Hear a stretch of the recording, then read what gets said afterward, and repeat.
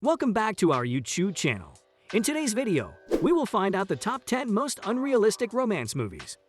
But before we begin, I would like you to hit that red subscribe button so that you never miss out on any of our videos. So without further ado, let's get into the video.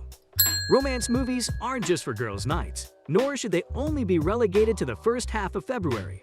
Seriously, can you think of a time when rewatching The Notebook for the millionth time isn't appropriate? Didn't think so? No matter the season, the movie night crowd, or your relationship status, there's often nothing more comforting than curling up on the couch with a heartfelt movie about two people falling in love against all odds. Romantic movies are a lot of people's guilty pleasure or favorite genre of movies. But this genre of films comes with some unrealistic expectations when it comes to how love works in the real world. Audiences fell in love with the star-crossed love of Jack and Rose in Titanic. Or maybe audiences wanted the boombox moment from Say Anything. Romance films created a world of love that doesn't necessarily happen in real life.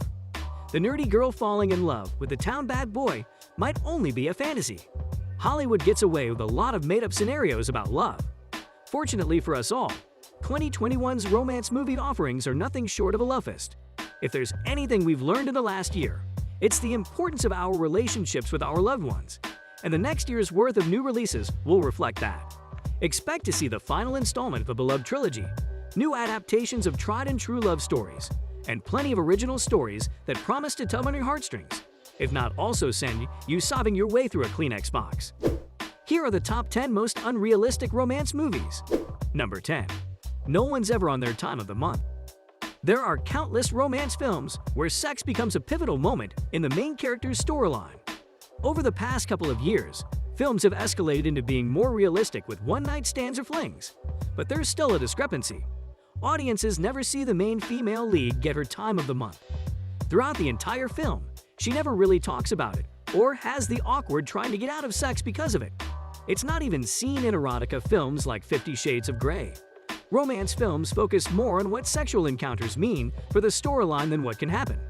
Number 9. No awkward sex. The no-period detail leads to another vital example of what romantic films rarely portray on screen.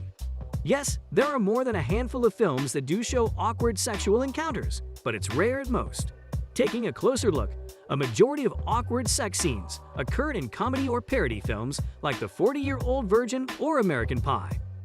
Instead, romantic films want to show this encounter as being sexy, loving, passionate, and certainly not 100% realistic.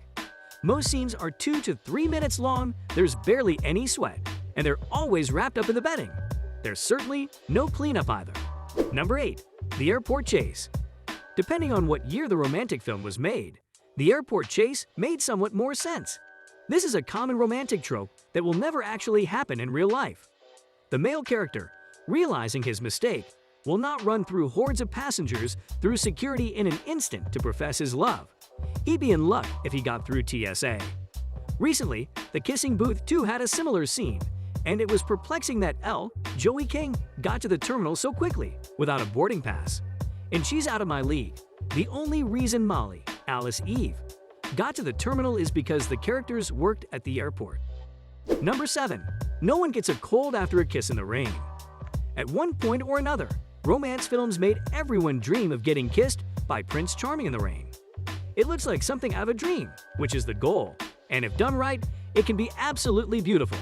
But it's also one of the top misconceptions that the game hit people believe could be real. Kissing in the rain is a bit impractical, leading to wet clothes. Above all, romance films never show the main characters getting a cold right after. It's a common tale told by mothers that standing in the rain will get you sick. But it never happens on screen. It doesn't happen in The Notebook, Sweet Home Alabama, or Breakfast at Tiffany's. A Cinderella Story did make fun of the fact that after the rain kiss, the two characters got a bad cold. Number 6. The quick time frame. Movies can't show everything about the journey to love or otherwise. It's just a limit of the medium, but many films make falling in love seem like a quicker deal than it is. The characters meet, try to deny their feelings, then get together and happily ever after. Real life isn't so simple and fast.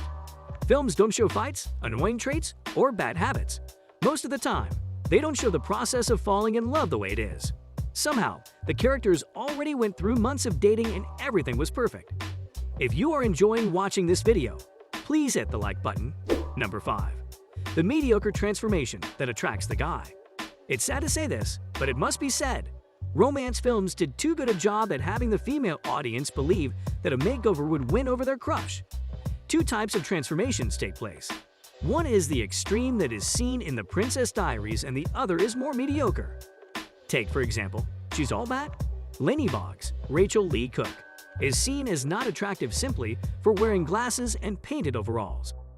By simply making her wear contacts and a dress, she blows away the lead male character. In Miss Congeniality, Gracie, Sandra Bullock, struts out in a bodycon dress, heels, new hair, and makeup. Hence why Matthews, Benjamin Bratt, now gets interested in her. Number 4. The Impromptu Soulmate. Many leading characters in romance films meet serendipitously and by chance, somehow fall in love at first sight. Does this necessarily happen in real life? It's unlikely but not impossible, however. These films made audiences believe that finding their soulmate was that easy. The Wedding Planner started this way. Mary, Jennifer Lopez, almost gets squashed by a vehicle when Steve, Matthew McConaughey, swoops to her rescue. They locked eyes and already knew. Sleepless in Seattle somewhat follows this, as Tom Hanks' character sees Annie, Meg Ryan, and falls in love and ends up being the woman from the letter. Number 3. The Backup Best Friend. There's a common dynamic in romance films of the main female character having a male best friend.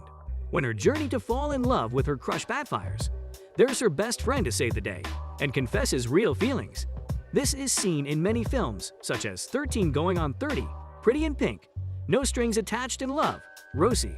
It's not often that the person you confided in most throughout your life is actually in love with you. Much less is the chance that the female lead reciprocates those feelings right away. This aspect of romance films gives off the idea that there's always a backup, which in hindsight can be rather insulting to the person who's deemed as nothing more than fail-safe. Number 2. The Dramatic Public Confession. Female audiences dream of the love of their life confessing their feelings in public in the most romantic way possible. In some cases, the dream lover even tries to apologize most romantically. A common example is Patrick Heath Ledger from 10 Things I Hate About You, where he got the marching band to play a song while he serenaded Cat Julia Stiles.